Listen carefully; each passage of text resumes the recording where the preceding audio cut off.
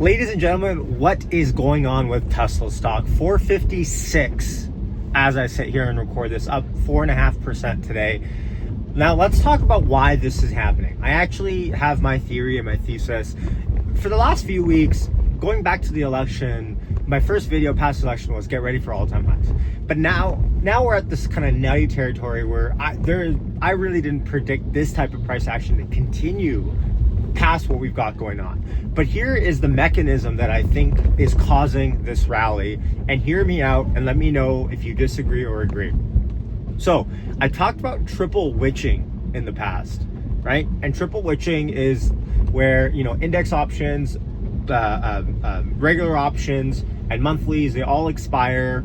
On top of that, what ends up happening is a lot of index funds have to rebalance, and they use that day as a big liquidity day at the end of market to rebalance their portfolios, their funds, whatever it might be. Now, because Tesla pretty much crapped the bed for the entire year, what we saw was a lot of fund managers underweight Tesla synthetically, whether it's buying everything except Tesla or buying the SPY or the QQQ and then shorting Tesla. And because of that, and how well Tesla has done since election, and because of window dressing, another concept that we've talked about on the channel, they're having to play catch up. We already know that, right? They're having to play catch up because they've been underweight for so long and so severely. That's really a big portion of the move that we've seen. But this run up that we're seeing, even past all-time highs, I think this is what's happening. If you're a fund manager, what you probably fear, and what FSD fears, is a spiker creeping up.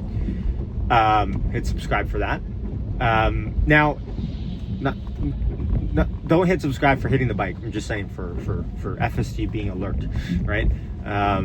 Now, anyways, if you're a fund manager, what you fear is this: bad actors getting in front of you, pushing up the stock with options, with deltas that are really far out the money, putting pressure back in, retail FOMOing in, other good news for Tesla coming in. And so your underweight status that you're trying to get back to equal weight or even overweight, or if you're a fund manager that just needs to simply window dress so you can show that you own Tesla at some point, you're scared of those actors because you're thinking, damn, it's getting more and more expensive every single day.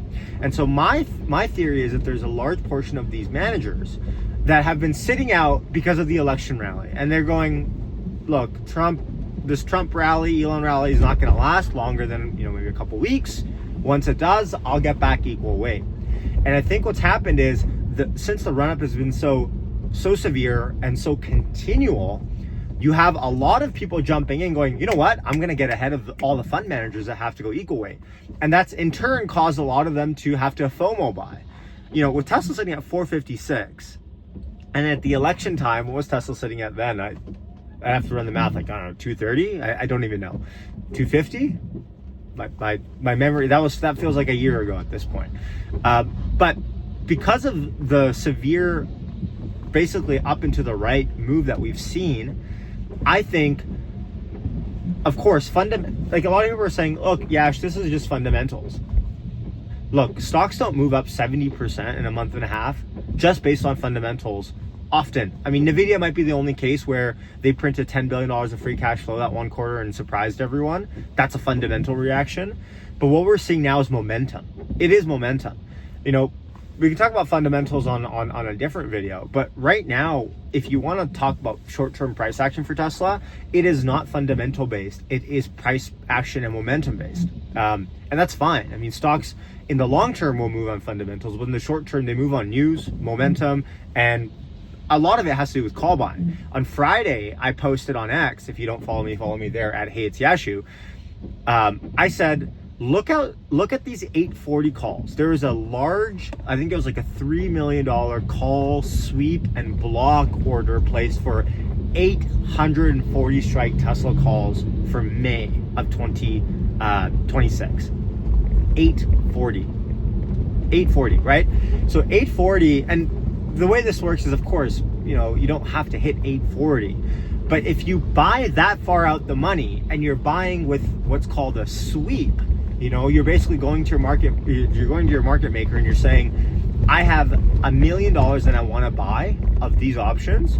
I don't care what price I pay.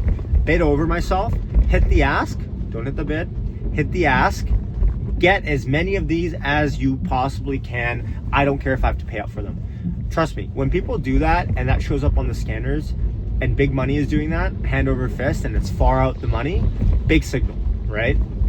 Now, if you get like a massive amount, they're all sweeps, that can sometimes give you a price target even. But in this case, it's less of a price target, more about momentum. And that was on Friday that came out, and today we're at 5%. Now, I'm just gonna leave with this piece of caution in my humble opinion, okay?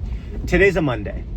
Everyone knows how Yashu feels about Monday morning or just Monday rallies, right?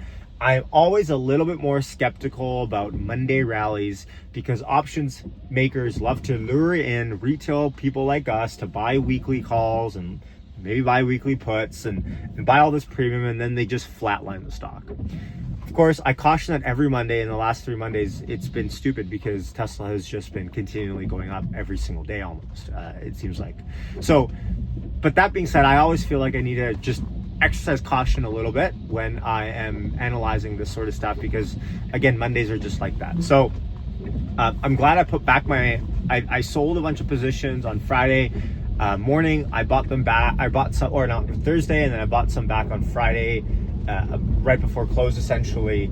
And I think I'll probably manage some of my positions now, especially the really far out the money ones in February that I have. So anyways, in case you're wondering, basketball injury, I'm not getting beaten up or something.